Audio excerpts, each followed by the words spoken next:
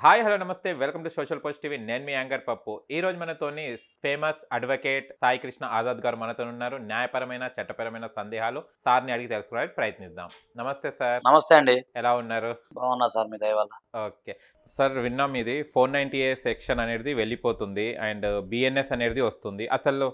అది వెళ్ళిపోవడం అనేది బిఎన్ఎస్ అంటే ఏంటి సార్ కొంచెం తెలియదు ఇది కొత్తగా వచ్చింది కాబట్టి అడుగుతున్నాం అవునండి అవును చాలా మందికి తెలియదు భారతదేశంలో ఉన్న 130 కోట్ల మందిలో ఇప్పుడు ఐపీసీ అనేది లేదండి ఓకే ఇది ఇక మార్చి అయిపోయింది అనుకున్నట్టు ఇటు ఏప్రిల్ మే జూన్ 3 నెలలు మాత్రమే ఐపీసీ మీకు పనిచేస్తుంది సో జూలై 1 నుంచి బిఎన్ఎస్ అంటే భారత న్యాయ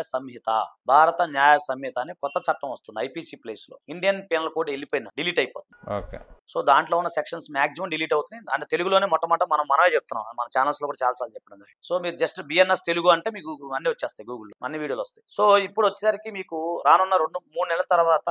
భర్త గనక భార్యను గనక హింసించినట్లయితే 498A అనే సెక్షన్ అనేది పూర్తిగా అబాలిష్ అయిపోయింది 498 లేదు ఇక నుంచి లేదు అలాగే ఐపీసీ కూడా లేదు సో భారత న్యాయ సంహిత అనేది మనం ఏంటంటే బిఎన్ఎస్ అంటాం మామూలుగా ఇది వచ్చేసరికి మనకి 2023 డిసెంబర్ 25 నాడు రాష్ట్రపతి గారు దీన్ని ఆమోద ముద్ర వేయడం జరిగింది సో ఇప్పటి నుంచి 3 ఉన్నాయి మొత్తం మనం 3 చెప్పుకోవాలి భారత న్యాయ సంహిత భారత న్యాయ సురక్షా సంహిత అలాగే భారత సాక్ష్య అధినయం అంటే ఇప్పుడు IPC CrPC Indian evidence act ఈ 3 అబాలిష్ అయిపోతుంది సో ఈ ప్లేస్ లో ఇవి వస్తున్నాయి ఓపెన్ గా చెప్పాలంటే మేము కూడా ఇప్పుడు లా చదివే స్టూడెంట్స్ అయిపోయాం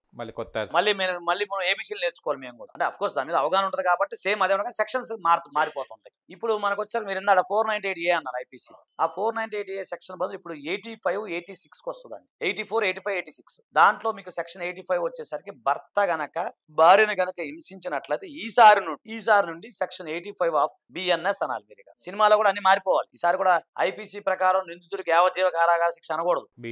బిఎన్ఎస్ ప్రకారం అనాలి అలాగే అక్కడ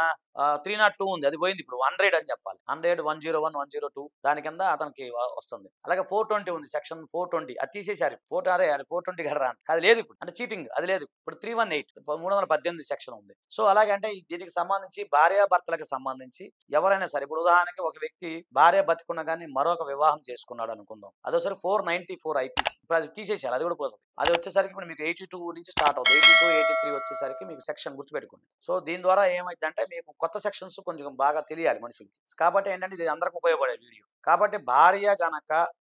భర్త గనక భార్యను గనక హింసించినట్లయితే మీరు పెట్టాల్సిన సెక్షన్ బిఎన్ఎస్ ప్రకారంగా 85 సెక్షన్ ఇది చాలా ఫేమస్ సెక్షన్ అది గుర్తుపెట్టుకుని 85 సెక్షన్ అనేది మీరు గుర్తుపెట్టుకోవాలి దీని ద్వారా నెక్స్ట్ జూలై 1 నుంచి అన్ని రిజిస్ట్రేషన్ మొత్తం అంటే ఎఫ్ఐఆర్ అనేది దీని ద్వారా అవుతాయి ఇది కూడా 3 years వరకు జైలు శిక్ష ఉంటుంది సో సేమ్ ఐపీసీ ప్రకారంగానే వాళ్ళకి ఆ ప్రొసీజర్ అంతా ఉంటుంది అనమాట సో అదండి ఇది చాలా మంచిది ఈసారి నెక్స్ట్ ఏం చేద్దామంటే మనం బిఎన్ఎస్ కి సంబంధించినవి కొన్ని సెక్షన్స్ ముఖ్యమైన సెక్షన్స్ చీటింగ్ అని చెప్తున్నాం కదా సార్ మర్డర్ కేసు తర్వాత రేప్ అని అలాగే మనం కొట్టుకునే ఉంటాయి కదా అది యాక్చువల్ 324 లేదు అది పోయింది అది కూడా పోతుంది అది కానీ ఇలాంటి దాని మీద ఒక మంచి ఒక 15-20 వీడియోలు చేద్దాం కాబట్టి గుర్తుపెట్టి సెక్షన్ 85 బిఎన్ఎస్ అనేది అందరూ గుర్తుపెట్టి మహిళలందరూ గుర్తుపెట్టుకోండి ముఖ్యంగా